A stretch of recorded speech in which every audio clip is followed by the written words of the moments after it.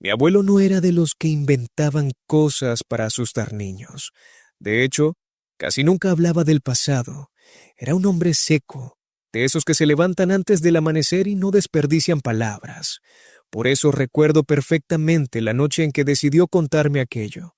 Yo estaba sentado en el suelo, apoyado contra la pared de su casa, escuchando los ruidos del campo, cuando él, sin mirarme, me dijo que nunca me internara en el monte después de que oscureciera. No lo dijo como consejo, lo dijo como advertencia. Le pregunté por qué, y tardó tanto en responder que pensé que ya no lo haría. Luego suspiró, como si al hacerlo sacara algo viejo del pecho, y empezó a hablarme de cuando era joven, de cuando el pueblo todavía estaba rodeado de pura tierra y árboles, de cuando el monte no era un lugar al que uno iba por gusto, sino un lugar que se respetaba, porque no todo lo que vivía ahí era animal ni persona. Me dijo que en aquellos años no había caminos buenos ni luz eléctrica, que por las noches el mundo se reducía al alcance de una lámpara y al sonido de los grillos. También me dijo que los viejos del pueblo tenían reglas que nadie escribía, pero que todos conocían. No silbar de noche, no responder si alguien te llamaba desde el monte, no seguir luces que no fueran de una casa, y jamás bajo ninguna circunstancia hablarle a algo que no podías ver bien. Él mismo aceptó que de joven no creía mucho en esas cosas, que pensaba que eran historias para controlar a los muchachos, hasta que una noche tuvo que salir a buscar una vaca que no había regresado al corral. Dijo que era una noche sin luna, de esas en las que el cielo parece tragarse todo, pero que no le dio importancia porque llevaba su lámpara y su machete, y porque conocía el monte desde niño. Caminó durante un buen rato siguiendo huellas, y conforme avanzaba empezó a notar algo raro, algo que en ese momento no supo explicar. No se oían animales, ni uno solo. El monte estaba quieto, como si estuviera conteniendo la respiración. Entonces escuchó un llanto, no fuerte, no desesperado, sino bajo, constante, como el de alguien que ya se cansó de llorar pero no puede detenerse. Pensó que podía ser una mujer perdida o alguien herido, y decidió acercarse. Dijo que ese fue el primer error, que el monte no perdona cuando uno decide hacerse el valiente. Siguió el sonido hasta un claro pequeño, y ahí vio una figura encorvada, tapada con algo oscuro. Desde atrás parecía una anciana. Mi abuelo habló, preguntó si necesitaba ayuda, y en cuanto lo hizo, el llanto se detuvo. La figura giró la cabeza muy despacio, demasiado despacio, y cuando la luz de la lámpara le dio de frente, mi abuelo sintió que el cuerpo se le helaba. Me dijo que lo primero que notó fue que el cuello no se movía como debería, que parecía más largo de lo normal, y que los ojos no estaban donde debían estar. La boca se abrió en una sonrisa que no parecía humana, y cuando esa cosa habló, no lo hizo con una sola voz. Dijo su nombre. Dijo el nombre de su padre. Dijo cosas que nadie más podía saber. Mi abuelo quiso correr, pero las piernas no le respondían, y cuando levantó el machete, la cosa se inclinó, curiosa, como si nunca hubiera visto uno. No recuerda exactamente qué pasó después, solo recuerda el olor, un olor viejo, húmedo, como de tierra podrida, y la sensación de que el monte entero se había cerrado sobre él. Dijo que escuchó ramas moverse aunque no había viento, que el suelo parecía cambiar bajo sus pies y que en algún momento una voz muy cerca de su oído le dijo que no mirara, que si no miraba todavía podía irse. Cerró los ojos con fuerza, sintió algo caliente respirar sobre su cara y después despertó cuando ya estaba amaneciendo, tirado cerca del camino, con el cuerpo intacto, pero con el cabello lleno de canas que no tenía la noche anterior. Cuando terminó de contarme todo eso, se quedó callado. Yo tampoco dije nada. Antes de levantarse, me advirtió que esas cosas no cazan por hambre, que lo hacen por costumbre, y que una vez que te reconocen, no te olvidan. Murió años después, y yo creí que esa historia se había quedado con él, hasta que hace poco, pasando cerca de ese mismo monte, escuché un llanto muy parecido y recordé exactamente cada palabra que me dijo. Después de aquella noche, mi abuelo nunca volvió a ser el mismo, aunque durante muchos años nadie lo notó. Siguió trabajando la tierra, siguió formando una familia, siguió caminando por los caminos del pueblo como si nada hubiera pasado. Pero había cosas que cambiaron en él y que solo con el tiempo se hicieron evidentes. Por ejemplo, jamás volvió a pronunciar una palabra cuando el sol ya se había escondido si estaba cerca del monte. Podía ir acompañado, podía sentirse seguro, pero si el cielo empezaba a oscurecer y alguien le hablaba, simplemente levantaba la mano pidiendo silencio. Tampoco volvió a salir solo de noche. Si alguna vaca se perdía, si un animal no regresaba, prefería darlo por muerto antes que ir a buscarlo después del anochecer. Decía que el monte cobra lo que quiere y que discutirle es peor. Cuando yo era niño, no entendía esas actitudes. Pensaba que eran manías de viejo, traumas sin importancia. Fue hasta mucho después, ya de grande, cuando empecé a notar pequeños detalles que me hicieron recordar aquella conversación. A veces, cuando la noche estaba especialmente callada, mi abuelo se quedaba mirando hacia la oscuridad, como si escuchara algo que los demás no. En ocasiones se despertaba sobresaltado, empapado en sudor, murmurando palabras que no se entendían. Una vez lo escuché decir mi nombre, aunque yo estaba despierto y no había entrado a su cuarto. Nunca quiso explicar esas cosas. Pasaron los años y el pueblo fue cambiando. Llegó la luz eléctrica, se abrió una carretera, algunos se fueron y otros llegaron. El monte seguía ahí, pero ya no se hablaba de él como antes. Los nuevos habitantes no conocían las reglas viejas, y los ancianos que las repetían empezaron a morir uno por uno. Con ellos se fueron muchas advertencias. Mi abuelo envejeció rápido en los últimos años. Su cuerpo se encorvó, su mirada se volvió más apagada, pero su mente seguía clara. Poco antes de morir, me pidió que me quedara con él una noche. Nadie más en la familia quiso. Decían que deliraba, que hablaba solo, que no valía la pena. Yo acepté. Esa noche volvió a contarme la historia, pero con detalles que no había mencionado la primera vez. Me dijo que la cosa que vio en el monte no era la única, que había entendido eso después, con los años, escuchando rumores, juntando piezas. Dijo que el monte no pertenece a una sola criatura, sino a muchas, y que algunas imitan, otras esperan y otras se quedan observando durante generaciones enteras hasta que alguien comete el error correcto. También me confesó que aquella cosa no lo dejó ir por compasión, sino porque todavía no era su momento, porque algo en él le llamó la atención, algo que venía de sangre más atrás. Cuando le pregunté a qué se refería, me apretó el brazo con una fuerza que no creí que aún tuviera, y me dijo que nunca debía responder si escuchaba que alguien pronunciaba mi nombre desde el monte, aunque sonara como la voz de alguien que amo. Me dijo que esas cosas aprenden, que escuchan durante años, que recuerdan voces y que esperan el día adecuado para usarlas. Murió 2 días después. Pensé que con su muerte todo terminaría, que las historias se quedarían enterradas con él, pero no fue así. Unos meses después, un muchacho del pueblo desapareció. Dijeron que se había ido a la ciudad, pero nadie volvió a saber de él. Luego una mujer que acostumbraba a cortar camino por el monte dejó de regresar a su casa. Después un niño que fue a buscar leña. Siempre había una explicación razonable. Siempre alguien decía que no había que exagerar. Pero yo empecé a notar un patrón que nadie más quería ver. Una noche, regresando tarde, escuché mi nombre. Era la voz de mi abuelo. No una imitación burda, no algo extraño. Era su voz exacta, con la misma entonación con la que me hablaba cuando yo era niño. Venía del borde del monte. Sentí un impulso inmediato de responder, de acercarme, de preguntar qué hacía ahí. Fue un reflejo, algo que nació sin pensarlo, pero recordé su advertencia, recordé su mirada aquella última noche, y me quedé completamente inmóvil. La voz volvió a llamarme, esta vez más cerca. Sentí el mismo silencio del que él me había hablado, ni grillos, ni viento. solo esa voz. No respondí. Después de unos segundos que se sintieron eternos, el sonido se fue apagando, como si se alejara entre los árboles.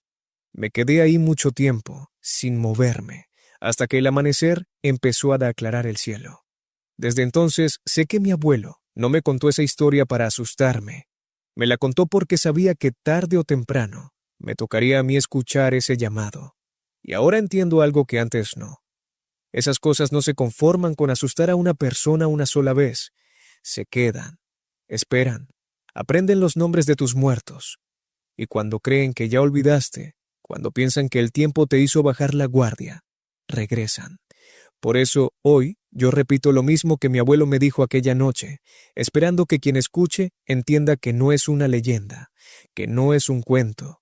Nunca te metas al monte después de que oscurece. Y nunca le hables a algo que no puedas ver bien, porque si te responde, no importa cuánto tiempo pase, ya te escuchó.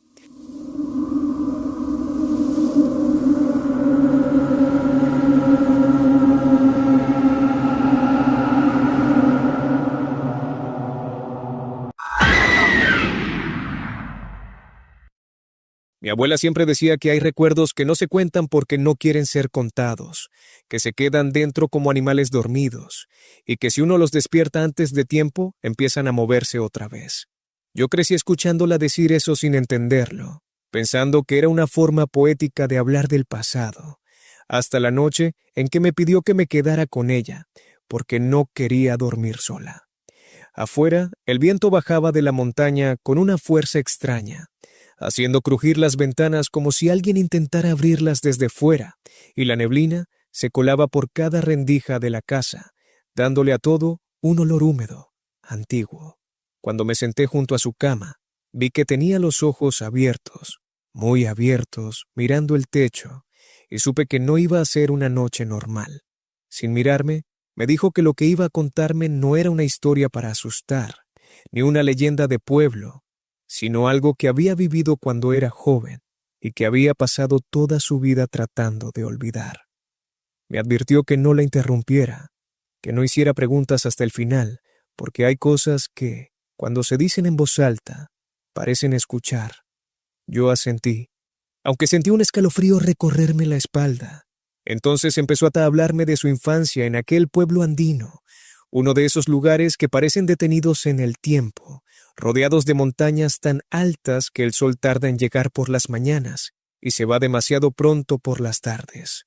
Dijo que en ese pueblo la religión lo ocupaba todo, pero no de la manera tranquila que uno imagina. La iglesia estaba siempre llena, las campanas sonaban a todas horas y los rezos formaban parte del sonido cotidiano, pero debajo de esa fe había algo más antiguo, algo que no se nombraba directamente. Las personas no solo rezaban, también cuidaban ciertas fechas, ciertos caminos y ciertas casas. Había lugares donde nadie se atrevía a construir y senderos que solo se usaban de día. Nadie explicaba por qué, simplemente se sabía. Mi abuela era la menor de varios hermanos y como tal pasaba mucho tiempo escuchando conversaciones que no estaban pensadas para oídos jóvenes. Escuchaba a las mujeres hablar en voz baja mientras molían maíz o lavaban ropa en el río, mencionar nombres que luego se persignaban para no repetir, hablar de cosas que se aparecían vestidas de devoción y de otras que se ocultaban detrás de rezos. Su propia abuela, una mujer muy vieja y encorvada, le decía que no todo lo que se arrodilla ante un altar lo hace por fe, y que no todo lo que se cubre con símbolos sagrados es bueno. Cuando mi abuela tenía 17 años, ocurrió algo que marcó el inicio de todo. Una de sus tías, hermana de su madre, se quedó viuda y regresó al pueblo después de muchos años de ausencia. Era una mujer silenciosa, demasiado seria para su edad, y se instaló en una casa vieja, casi en los límites del pueblo, donde comenzaba el camino que subía hacia la montaña. Nadie parecía sorprendido por su regreso, pero nadie tampoco se alegró demasiado. Había algo en ella que incomodaba, algo que no se decía pero se sentía. Poco después, su madre le pidió a mi abuela que fuera a quedarse con la tía unos días para ayudarla. A mi abuela no le gustó la idea, pero obedeció. Desde que cruzó la puerta de aquella casa, sintió una presión extraña en el pecho, como si el aire fuera más pesado ahí dentro. La casa olía a cera derretida y a hierbas secas. En una esquina había un altar enorme, lleno de veladoras, imágenes religiosas y objetos que mi abuela no supo identificar. Algunos parecían demasiado viejos, otros demasiado gastados para haber sido usados solo en rezos. La tía apenas hablaba. Pasaba horas frente al altar, murmurando oraciones que no siempre sonaban como las que se decían en la iglesia. Por las noches, la casa hacía ruidos que no coincidían con el viento ni con animales. Crujidos lentos, pasos suaves, como si alguien caminara descalzo por los pasillos. La primera noche, mi abuela intentó ignorarlo, pensando que era su gestión. La segunda noche, despertó sin saber por qué, con el corazón acelerado, y se dio cuenta de que había un murmullo constante, muy bajo, saliendo de las paredes como si la casa misma estuviera rezando. Quiso levantarse, pero el cuerpo no le respondió. Solo podía mover los ojos. El murmullo se volvió más claro, más organizado, como un canto antiguo, repetitivo, que le provocaba una tristeza profunda sin motivo. Sintió como el colchón se hundía, como si alguien se sentara a su lado. No se atrevió a abrir los ojos. Recordó las advertencias de su abuela y se quedó quieta, conteniendo la respiración, escuchando cómo ese canto parecía rodearla. Cuando finalmente amaneció, la tía entró a la habitación sin hacer ruido. No preguntó qué había pasado. No parecía sorprendida por el estado de mi abuela. En silencio, sacó de un cajón una bolsita con hierbas y se la colgó del cuello, apretándola con fuerza, como si fuera una protección urgente. Le dijo que ese día regresaría a su casa y que, pasara lo que pasara en el camino, no debía mirar atrás ni responder a ninguna voz. Mi abuela quiso preguntar, pero la mirada de su tía la hizo callar. El camino de regreso era largo y solitario. A mitad de la vereda sintió una tristeza tan intensa que tuvo que detenerse. Entonces escuchó su nombre. Era su propia voz, exacta, llamándola desde atrás. Sintió pasos acercándose, lentos, arrastrados. Todo en su cuerpo le pedía voltear, pero no lo hizo. Caminó hasta que el pueblo apareció a lo lejos, y solo entonces el sonido desapareció. Mi abuela guardó silencio durante años, pero eso no fue el final, fue apenas el comienzo. Durante mucho tiempo mi abuela pensó que lo que había vivido en aquella casa era solo una experiencia aislada, un susto provocado por el cansancio o por las historias que había escuchado desde niña. Regresó a su vida normal, ayudó a su madre, volvió a reír con sus hermanos y trató de convencerse de que todo había quedado atrás. Sin embargo, algo en ella había cambiado. Empezó a despertarse a la misma hora todas las madrugadas, poco antes de que cantaran los gallos, con una sensación de angustia que no sabía explicar. No soñaba nada en particular, pero al abrir los ojos sentía que alguien había estado observándola mientras dormía. Esa sensación no se iba con la luz del día, se quedaba como una sombra ligera acompañándola durante horas. Con el paso de las semanas comenzó a notar otras cosas. A veces, mientras lavaba ropa en el río, escuchaba murmullos mezclados con el sonido del agua, palabras que no alcanzabas a entender pero que parecían dirigidas a ella. Otras veces, al pasar frente a la iglesia, sentía una presión en la cabeza, como si el aire se volviera más denso, y tenía que detenerse un momento para recuperar el aliento. No le dijo nada a nadie. En ese pueblo, hablar de ciertas cosas era casi tan peligroso como vivirlas. La tía murió poco tiempo después. Dijeron que fue una enfermedad repentina, pero nadie quiso velarla en su casa. El ataúd fue llevado directamente a la iglesia y de ahí al cementerio, sin rezos prolongados ni acompañamiento. Mi abuela notó que algunas mujeres mayores se persignaban al verla pasar, no con respeto, sino con miedo. Esa noche, desde su cama, escuchó campanas sonar a una hora en la que no debían sonar. Nadie más pareció escucharlas. Los años pasaron. Mi abuela se casó, tuvo hijos, se mudó a otra región, lejos de la montaña. Creyó que la distancia sería suficiente. Sin embargo, los recuerdos no se quedaron atrás. A veces, al preparar la comida, una canción extraña aparecía en su mente, una melodía lenta y triste que no reconocía, pero que la hacía sentir una nostalgia profunda por algo que no sabía nombrar. Otras veces despertaba con palabras en la boca que no entendía, como si hubiera estado hablando en sueños en un idioma ajeno. Una noche, ya viviendo lejos de su pueblo natal, despertó sobresaltada al escuchar pasos dentro de la casa. Pensó que era alguno de sus hijos, pero cuando se levantó, encontró la casa en silencio. Aún así, sintió esa misma presencia que había sentido de joven, esa presión invisible. Al regresar a la cama, escuchó el murmullo, muy bajo, casi cariñoso, como un rezo antiguo. Cerró los ojos y no respondió. Con el tiempo comprendió algo que nunca había querido aceptar. Aquello que había despertado en la casa de su tía no estaba ligado a un lugar, sino a las personas, a la sangre, a la memoria. No era algo que persiguiera cuerpos, sino historias. Y una vez que alguien las escuchaba de verdad, ya no podía desoírlas. Cuando sus hijos crecieron, empezó a Peto a advertirles cosas sin explicar por qué. Les decía que no siguieran cantos que no reconocieran, que no respondieran a voces que sonaran conocidas si no veían a la persona, que no se dejaran llevar por una tristeza que llegara de repente sin motivo. Ellos pensaban que eran supersticiones, consejos de una mujer criada en otro tiempo. Ella no los corrigió. Prefería que pensaran eso. Ya de vieja, cuando su cuerpo estaba cansado y sabía que le quedaba poco tiempo, empezó a sentir que algo se acercaba. No de golpe, sino lentamente, como una visita anunciada con muchos años de anticipación. Las noches se volvieron más largas. El murmullo regresó, más claro que nunca, y a veces se mezclaba con rezos que ella conocía, como si alguien hubiera aprendido a imitarlos mal. Fue entonces cuando me pidió que cerrara bien puertas y ventanas aquella noche. Mientras me contaba todo esto, su voz no temblaba, pero sus manos sí. Me dijo que había entendido demasiado tarde que su tía no rezaba para protegerse, sino para mantener a raya algo que llevaba generaciones siendo cuidado.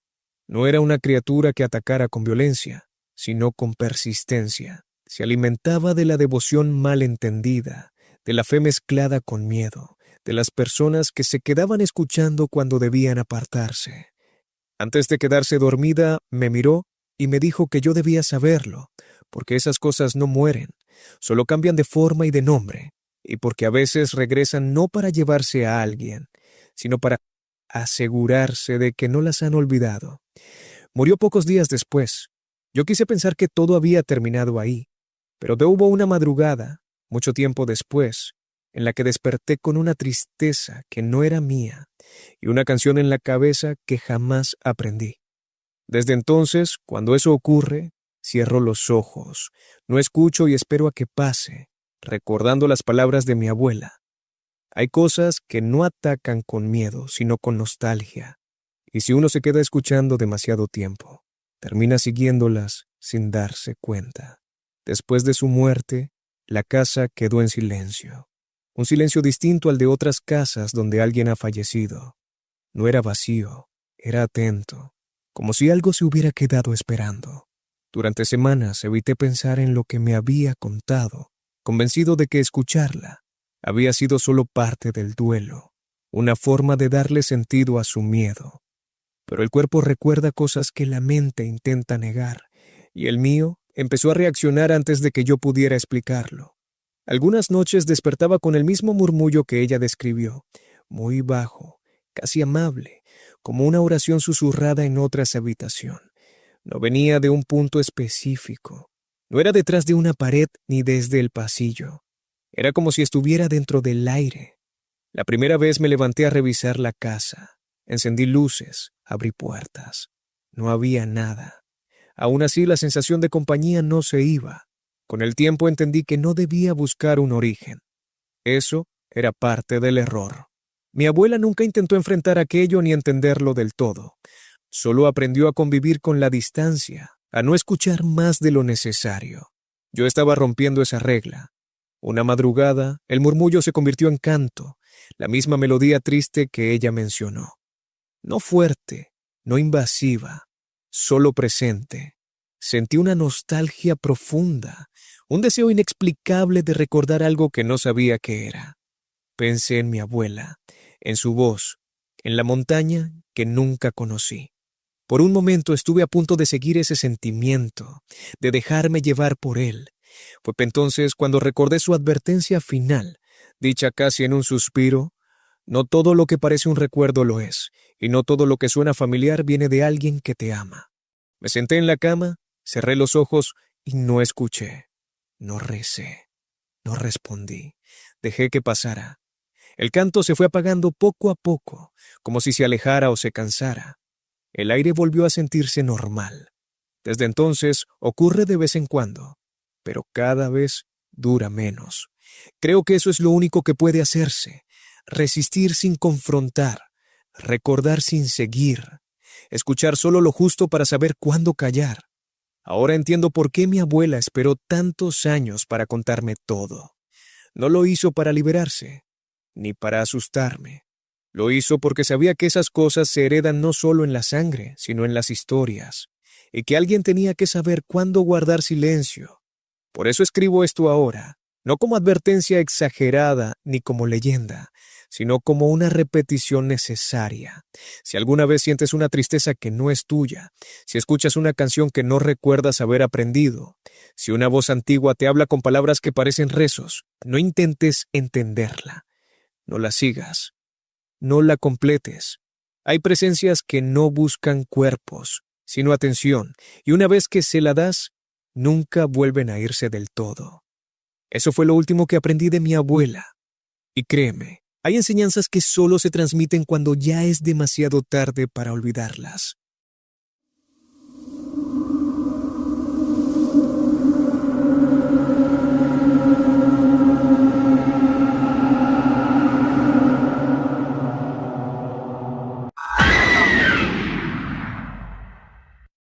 Mi abuelo decía que la selva no hace ruido cuando está tranquila, que cuando uno escucha animales, insectos y hojas moviéndose, en realidad es porque todo está en su lugar. El verdadero peligro comienza cuando la selva se queda callada. Eso fue lo primero que me dijo la noche en que decidió contarme lo que había vivido, aunque en ese momento no entendí el peso de esas palabras. Yo era joven, y para mí, la selva era solo árboles, humedad y caminos difíciles. Para él, en cambio, era una cosa viva, vieja, con memoria. Había trabajado muchos años río adentro, en campamentos improvisados, transportando mercancía y ayudando a de abrir brechas donde no existía nada más que vegetación cerrada. No era un hombre supersticioso, pero tampoco era ingenuo. Decía que en esos lugares uno aprende rápido a distinguir entre el miedo que nace de la imaginación y el que nace del instinto. El primero paraliza, el segundo te mantiene vivo. Según me contó, todo comenzó cuando era apenas un muchacho y aceptó un trabajo que lo llevaría más lejos de lo que nunca había estado. El viaje duró días por el río, internándose cada vez más en una zona donde ya no había pueblos, solo pequeños asentamientos temporales y claros abiertos a la fuerza. Desde el primer día notó algo raro. Los hombres que ya estaban ahí hablaban poco por las noches. Durante el día bromeaban, reían, hacían ruido, pero cuando caía el sol, nadie se alejaba del fuego ni se quedaba solo. La primera noche escuchó sonidos que no supo identificar.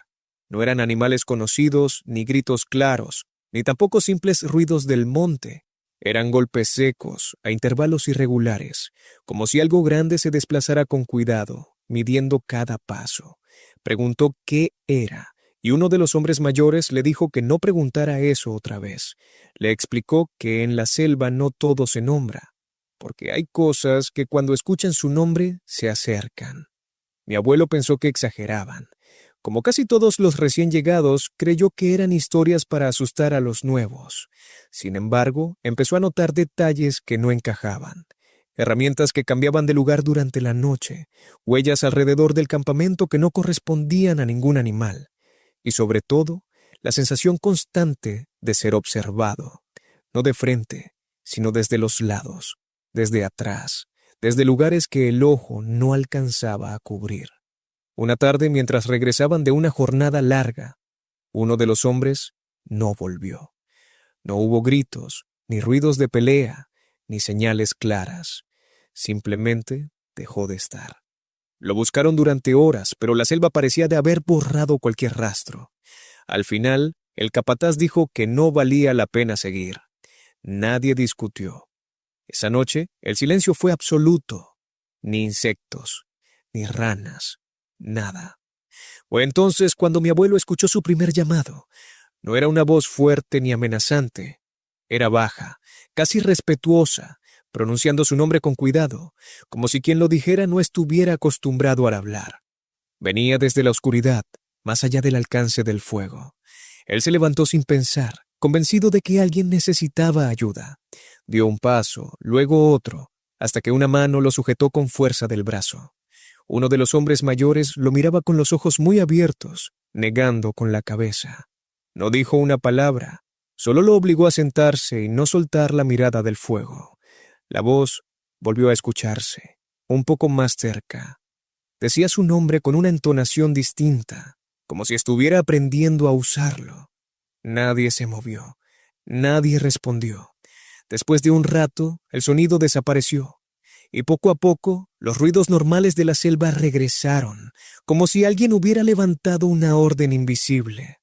Esa noche, el hombre que lo detuvo le explicó que en esa zona había algo que imitaba, no personas completas, no animales exactos, sino fragmentos, voces, gestos, sombras. Decía que no atacaba de inmediato, que observaba durante días o semanas, aprendiendo, probando, esperando a que alguien cometiera el error correcto. Mi abuelo quiso reírse, pero no pudo. En el fondo, sabía que aquello no era un cuento. Los días siguientes fueron peores. Empezaron a escuchar risas en lugares donde no había nadie, pasos alrededor del campamento, ramas que se rompían sin causa aparente. A veces veían figuras entre los árboles que desaparecían cuando intentaban enfocarlas. El capataz decidió que era momento de irse, pero la selva no parecía dispuesta a dejarlos marchar tan fácilmente. La mañana en que emprendieron el regreso, uno de los botes apareció volteado, lleno de marcas profundas, como si algo hubiera hundido las manos en la madera todavía fresca. Mi abuelo recordó entonces algo que un anciano del río le había dicho una vez. Hay lugares que no quieren ser atravesados, y cuando lo intentas, te prueban primero. Esa noche acamparon más lejos de lo previsto. El cansancio era tal que casi todos se quedaron dormidos rápido. Mi abuelo no pudo. Sentía esa misma presión en el pecho que había sentido la primera noche. Fue entonces cuando escuchó pasos muy cerca de su hamaca. Abrió los ojos y vio una silueta parada frente a él, apenas recortada contra la oscuridad. No se movía, no respiraba, solo estaba ahí. Quiso gritar, pero la voz no le salió. La silueta se inclinó un poco y en ese momento mi abuelo entendió que no estaba viendo un cuerpo completo, sino algo que había sido armado con partes mal copiadas, demasiado alto, demasiado delgado, con movimientos que no seguían un ritmo natural. Cuando abrió la boca para hablar, mi abuelo escuchó la voz del hombre que había desaparecido días antes, pronunciando su nombre con un tono casi amable. Cerró los ojos y esperó lo peor. No sabe cuánto tiempo pasó con los ojos cerrados. Dijo que en ese estado el tiempo se vuelve extraño, que los segundos se alargan y se doblan, y que uno empieza a perder la noción de si sigue respirando o no. Lo único que tenía claro era que no debía abrir los ojos, no porque alguien se lo hubiera dicho, sino porque algo muy profundo dentro de él, algo que no usaba palabras, se lo estaba exigiendo. La voz siguió ahí, pronunciando su nombre con pequeñas variaciones, probando tonos distintos, como si buscara el correcto. A ratos sonaba exactamente igual a la del hombre perdido. En otros momentos se distorsionaba, se volvía demasiado lenta o demasiado aguda, como un disco mal puesto. Sintió como algo se acercaba más. El aire cambió de temperatura. Se volvió pesado, húmedo, con un olor metálico que no correspondía a la selva. La hamaca se movió ligeramente, no como cuando alguien la empuja, sino como si algo se hubiera apoyado en ella con cuidado excesivo. Mi abuelo apretó los dientes. Pensó en el fuego, en la luz, en el río. Pensó en cualquier cosa que no fuera lo que estaba ahí. De pronto, la voz se detuvo. El silencio fue tan profundo que le zumbaban los oídos. Pasaron unos segundos, quizá minutos, y entonces sintió que el peso desaparecía. El aire volvió a moverse. Muy despacio, sin abrir los ojos, respiró hondo. No escuchó pasos alejándose, ni ramas rompiéndose. Simplemente la presencia dejó de estar. Cuando por fin se atrevió a verse a abrir los ojos, el amanecer apenas comenzaba a teñir de gris el cielo. Nadie más parecía haberse dado cuenta de nada. Los hombres se despertaban uno a uno, cansados, malhumorados, como si hubiera dormido poco. Mi abuelo no dijo nada, no preguntó, no explicó. Sabía que hablar de eso en voz alta era repetir el error. Continuaron el viaje de regreso, pero la selva ya no se comportaba igual. Los caminos parecían cerrarse. El río se volvía más lento, como si algo estuviera retrasándolos. 2 veces juraron escuchar remos golpeando el agua detrás de ellos, aunque no había ninguna embarcación. Una tarde, mientras descansaban, mi abuelo vio huellas en el lodo cerca del río. No eran humanas, pero tampoco de animal. Tenían una forma alargada, irregular, como si quien las dejara no supiera exactamente cómo debía ser un pie. Esa noche, uno de los hombres empezó a hablar dormido. Decía nombres de personas que no estaban ahí, nombres de familiares. Intentaron despertarlo, pero no respondía. Cuando por fin abrió los ojos, no parecía reconocer a nadie. Murió al amanecer, sin heridas, sin explicación. El capataz ordenó seguir sin detenerse. Mi abuelo me dijo que entendió entonces que aquello no atacaba siempre de la misma manera.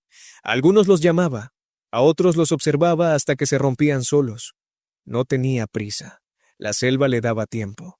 Cuando por fin salieron de esa zona y llegaron a un punto donde el río se abría y la vegetación cambiaba, todos sintieron un alivio inmediato. Los sonidos normales regresaron. Los insectos, las aves, el movimiento constante. Nadie habló de lo ocurrido. Se separaron poco después y cada uno siguió su camino. Mi abuelo nunca volvió a internarse tan profundo en la selva. Durante años creyó que había quedado atrás. Formó una familia, trabajó cerca de poblados, evitó hablar de aquel tiempo. Pero, como me dijo aquella noche, hay cosas que no se despiden, solo se alejan lo suficiente para que uno baje la guardia. La primera señal fue el sueño. Empezó a soñar con la selva, pero no como era en realidad, sino como una versión incompleta, mal armada, árboles que no terminaban de formarse, ríos que corrían en direcciones imposibles, figuras humanas sin rostro que lo observaban desde lejos. Siempre despertaba antes de que se acercaran, siempre con su nombre resonando en la cabeza. Luego vinieron los sonidos. A veces, en medio de la noche, escuchaba golpes secos en el patio, exactamente iguales a los que oyó la primera noche en el campamento. Otras veces, alguien parecía caminar alrededor de la casa, arrastrando los pies con un ritmo torpe. Nunca vio nada, nunca salió a comprobar. Había aprendido. Cuando yo era niño, notaba que mi abuelo se quedaba inmóvil de pronto, como si estuviera escuchando algo que nadie más percibía. Si le preguntaba, me decía que no era nada. Con el tiempo empezó a advertirme cosas sin contexto, que nunca siguiera una voz en el monte, que no respondiera si alguien me llamaba desde la oscuridad, que desconfiara de lo que se parece demasiado a lo que uno conoce.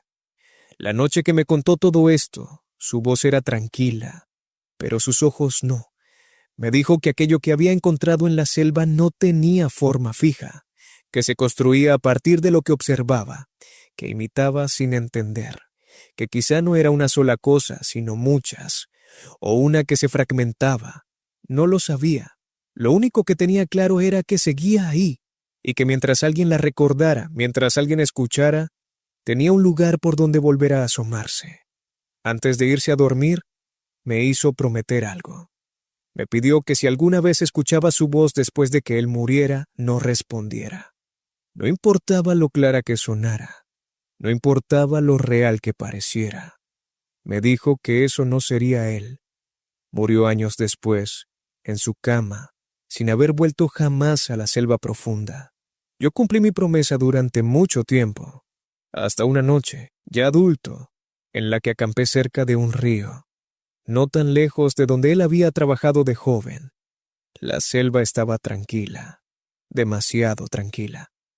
Y entonces escuché su voz pronunciando mi nombre con cuidado, como si aún estuviera aprendiendo a decirlo. No respondí, no me moví, y entendí por fin que algunas cosas no se heredan como historias para recordar, sino como advertencias para sobrevivir, porque la selva no olvida, y lo que aprende una vez, lo intenta usar para siempre.